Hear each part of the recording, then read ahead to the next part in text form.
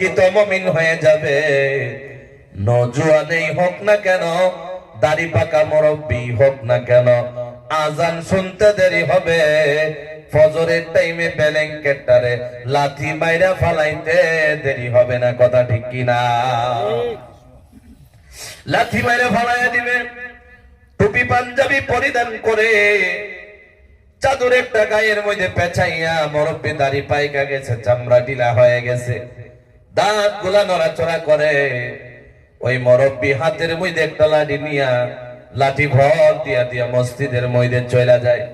মুমিন কারে বলে, শোনো বাবা, এত ঠান্ডার রজনীতে পানি শরীরে লাগানো যায় না।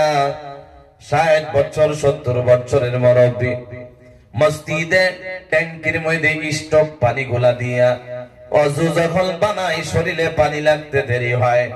পানি লাগার সাথে সাথে শরীরটা থরথর করে কাঁপতে শুরু করতে দেরি হয় না।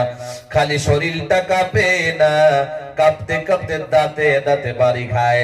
আল্লাহ ফেরেশতারে ডাক দিয়া বলে, ফেরেশতা, গোটা পৃথিবীর মখলুকাত ঘুমিয়ে আছে, সমস্ত মানুষ ঘুমিয়ে আছে, সকাল 8টার আগে উঠবে না।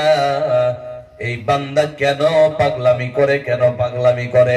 আল্লাহর ফেরেশতা ডাক দিয়া বলে, আল্লাহ, আপনার এই বান্দা জাহান্নাম থেকে বাঁচতে চায়, আপনার জান্নাতের মেহমান হতে চায়, এই জন্য পাগলামি করতেছে।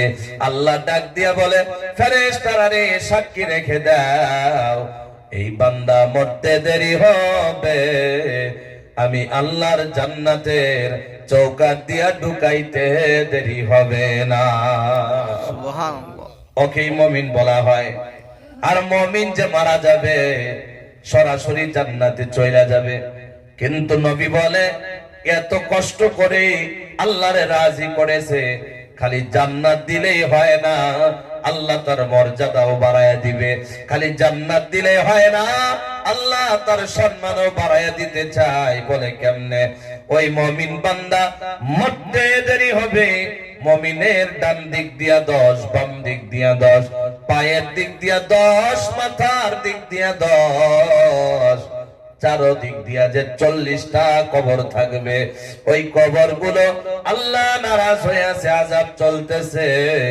আল্লাহ রাব্বুল আলামিনের বন্ধু বলে, মুমিনের মর্যাদা বাড়ানোর কারণে যে 40টা কবরের আযাব চলতেছে, ওই আযাব গুলোরে মাফ কইরা ওই মুমিনের সাথে 40 জনকে একসাথে জড়ায়া, একের সাথে 41 জনকে একসাথে জান্নাতে ঢুকাইয়া মুমিনের মর্যাদা বাড়ানো হবে। সুবহানাল্লাহ। ওকে মুমিন বলা হয়।